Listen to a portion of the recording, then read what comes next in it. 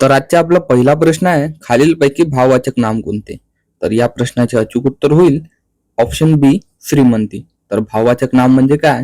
तर भाववाचक नाम म्हणजे ज्याला स्पर्श करता येत नाही किंवा चव घेता येत नाही किंवा डोळ्याने पाहता येत नाही अशा कल्पनेने मानलेल्या गुण, अवस्था आणि कृती यांच्या नावांना आपण भाववाचक नामे असे म्हणतो.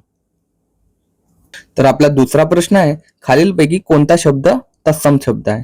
तर या प्रश्नाचे अचूक उत्तर होईल ऑप्शन बी, अग्नी. तर अग्नी हा संस्कृत मधून जशाचा तसा आलेला आहे, म्हणून याला आपण तत्सम शब्द असे म्हणतो. तर आपला तिसरा प्रश्न आहे, तो हळूहळू चालत होता. येथे हळूहळू हा कोणता शब्द प्रकार आहे? तर या प्रश्नाचे अचूक उत्तर होईल ऑप्शन बी, क्रियाविशेषण अव्यय. तर क्रियाविशेषण अव्यय म्हणजे क्रिया कशी झाली हे सांगणारा शब्द म्हणजे क्रियाविशेषण अव्यय आहे. त्यानंतर आपला पुढचा प्रश्न आहे, मुलांनी चेंडू फेकला या वाक्यात कर्म कोणते? तर या प्रश्नाचे अचूक उत्तर होईल ऑप्शन सी, चेंडू. तर कर्म म्हणजे काय? तर कर्म म्हणजे क्रियेचा परिणाम ज्याच्यावर होतो त्याला आपण कर्म असे म्हणतो.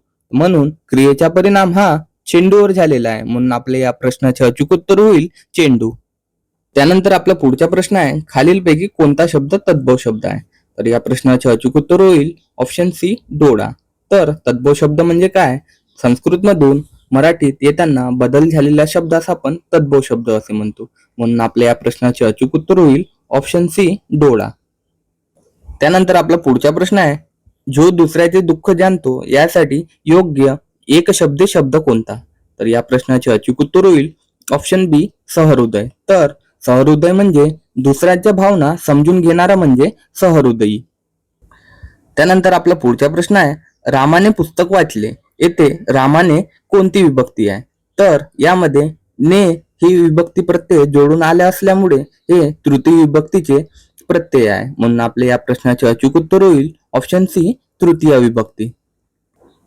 त्यानंतर आपला पुढचा प्रश्न आहे, जरी तरी हा कोणत्या उभ्यानी अव्ययाचा प्रकार आहे?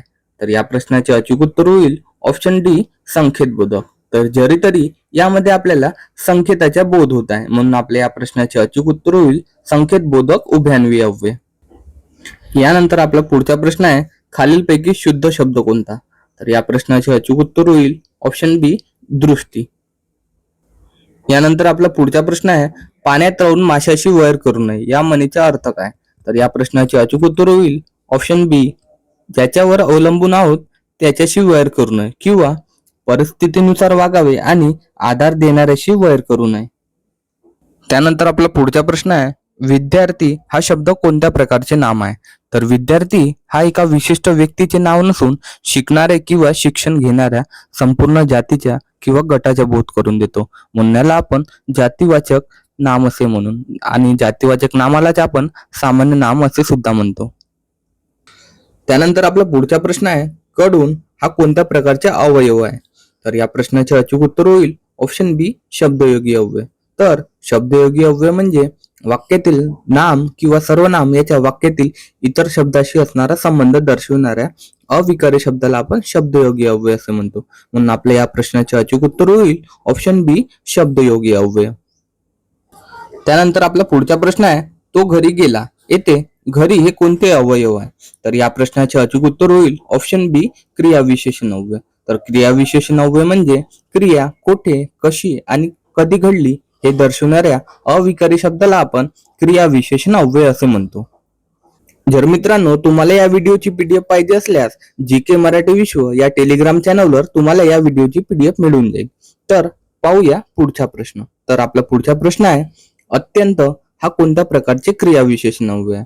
तर यामध्ये आपल्याला अत्यंत हे प्रमाण दर्शवणारे क्रियाविशेषण अव्यय आहे, म्हणून आपल्याला या प्रश्नाचे अचूक उत्तर होईल ऑप्शन सी, परिमाणवाचक क्रियाविशेषण अव्यय. त्यानंतर आपला पुढचा प्रश्न आहे, राम आणि श्याम आले हे कोणते वाक्य आहे? तर या प्रश्नाचे अचूक उत्तर होईल ऑप्शन बी, संयुक्त वाक्य. तर संयुक्त वाक्य म्हणजे ज्या वाक्यात दोन किंवा अधिक केवळ वाक्य प्रधानत्व सूचक उभयान्वी अव्ययाने जोडलेली जातात तेव्हा त्याला आपण संयुक्त वाक्य असे म्हणतो, म्हणून आपल्या या प्रश्नाचे अचूक उत्तर होईल ऑप्शन बी, संयुक्त वाक्य. त्यानंतर आपला पुढचा प्रश्न आहे, जर पाऊस पडला तर मी येईन हे वाक्य कोणते आहे? तर या प्रश्नाचे अचूक उत्तर होईल ऑप्शन सी, मिश्र वाक्य. तर मिश्र वाक्य म्हणजे जेव्हा एक प्रधान वाक्य व एक किंवा अधिक गौण वाक्य उभयान्वी अव्ययाने जोडलेले जातात तेव्हा त्याला आपण मिश्र वाक्य असे म्हणतो. म्हणून आपल्या या प्रश्नाचे अचूक उत्तर होईल ऑप्शन सी मिश्र वाक्य. त्यानंतर आपला पुढचा प्रश्न आहे शहाणपण हे कोणते नाम आहे? तर या प्रश्नाचे अचूक उत्तर होईल ऑप्शन बी भाववाचक नाम. तर भाववाचक नाम म्हणजे ज्याला स्पर्श करता येत नाही, चव घेता येत नाही, डोळ्यानं पाहता येत नाही अशा कल्पनेने मानलेल्या गुण, अवस्था आणि कृती या नावांना आपण भाववाचक नाम असे म्हणतो. म्हणून यामध्ये आपल्याला गुण दर्शवला आहे म्हणून या प्रश्नाचे अचूक उत्तर होईल ऑप्शन बी भाववाचक नाम.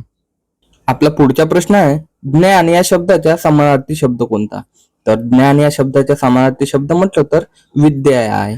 म्हणून आपल्या या प्रश्नाचे अचूक उत्तर होईल ऑप्शन ए विद्या. यानंतर आपला पुढचा प्रश्न आहे उदार या शब्दाचा विरुद्धार्थी शब्द कोणता? तर उदार या शब्दाचे विरुद्धार्थी शब्द म्हणजे कृपण. तर आपल्या या प्रश्नाचे अचूक उत्तर होईल ऑप्शन ए कृपण. तर उदार या विरुद्ध म्हटलं तर कृपण आहे. तर कृपण म्हणजे कंजूस. नंतर आपला पुढचा प्रश्न आहे अंगावर येणे या वाक्यप्रचाराचा अर्थ काय? तर अंगावर येणे या वाक्यप्रचाराचा अर्थ म्हटलं तर हल्ला करणे हा होते. म्हणून आपल्या या प्रश्नाचे अचूक उत्तर होईल ऑप्शन ए हल्ला करणे. त्यानंतर आपला पुढचा प्रश्न आहे अन्न हे कोणत्या प्रकारचे नाम आहे? तर अन्न हे एक प्रकारचे पदार्थवाचक नाम आहे. म्हणून आपल्या या प्रश्नाचे अचूक उत्तर होईल ऑप्शन ए द्रववाचक नाम. तर द्रववाचक नामालाच आपण पदार्थवाचक नाम असे सुद्धा म्हणतो. तर मित्रांनो तुम्हाला हा व्हिडिओ कसा वाटत आहे? जर आवडल्यास व्हिडिओला लाईक नक्की करा. तर पाहूया पुढील प्रश्न. तर आपला पुढचा प्रश्न आहे शाळा या शब्दाचे अनेक वचन काय? तर शाळा या शब्दाचे अनेक वचन एक वचन आणि अनेक वचन एकाच रूपात राहते. म्हणून आपल्या या प्रश्नाचे अचूक उत्तर होईल ऑप्शन बी शाळा. त्यानंतर आपला पुढचा प्रश्न आहे तो धावत आहे या वाक्यातील काळ कोणता आहे? तर यामध्ये आपल्याला क्रिया चालू दिसत आहे. जेव्हा एखादी क्रिया चालू आहे हे दर्शवण्यासाठी जो काळ वापरतो आपण त्याला चालू वर्तमान काळ किंवा वर्तमान अपूर्ण काळ असे म्हणतो. म्हणून आपल्या या प्रश्नाचे अचूक उत्तर होईल ऑप्शन ए चालू वर्तमान काळ किंवा अपूर्ण वर्तमान काळ. त्यानंतर आपला पुढचा प्रश्न आहे तो धावला या वाक्यातील काळ कोणता आहे? तर तो धावला यामधून आपल्याला क्रिया भूतकाळात घडून गेली हे सुचत आहे. म्हणून आपल्याला जेव्हा एखादी क्रिया भूतकाळात घडून गेली हे सुचत असल्यास तर तो काळ होईल भूतकाळ. म्हणून आपल्या या प्रश्नाचे अचूक उत्तर होईल ऑप्शन बी भूतकाळ.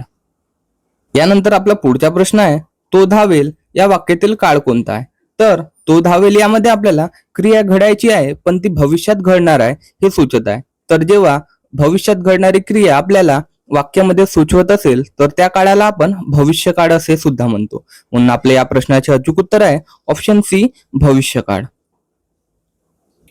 यानंतर आपला पुढचा प्रश्न आहे कमळ या शब्दाचा समानार्थी शब्द कोणता? तर कमळ या शब्दाचा समानार्थी शब्द म्हणजे पंकज हा आहे. यानंतर आपला पुढचा प्रश्न आहे खालीलपैकी शुद्ध शब्द कोणता? तर आपल्या या प्रश्नाचे अचूक उत्तर होईल ऑप्शन ए औद्योगिक. यानंतर आपला पुढचा प्रश्न आहे राजपुत्र हा कोणत्या समासाचे उदाहरण आहे? तर या प्रश्नाचे अचूक उत्तर होईल ऑप्शन बी तत्पुरुष समास. तर तत्पुरुष समास म्हणजे ज्या समासातील दुसरे पद प्रधान असून समासाचे विग्रह करताना अर्थाच्या दृष्टीने गाळलेला शब्द किंवा विभक्ती प्रत्यय लिहावा लागतो तेव्हा त्याला आपण तत्पुरुष समास असे म्हणतो. यामध्ये राजपुत्र याच्या विग्रह करताना आपल्याला राजाचा पुत्र हा असा होतो. म्हणून आपल्या या प्रश्नाचे अचूक उत्तर होईल ऑप्शन बी तत्पुरुष समास. त्यानंतर आजचा आपला शेवटचा प्रश्न आहे उपकार या शब्दातील उप हे काय आहे? तर या प्रश्नाचे अचूक उत्तर होईल ऑप्शन बी उपसर्ग. तर उपसर्ग म्हणजे शब्दाच्या आधी लागणारे घटक म्हणजे त्याला आपण उपसर्ग असे म्हणतो. तर मित्रांनो तुम्हाला हा व्हिडिओ कसा वाटला? तर व्हिडिओ आवडल्यास व्हिडिओला नक्की लाईक आणि चॅनलला सबस्क्राईब जरूर करा.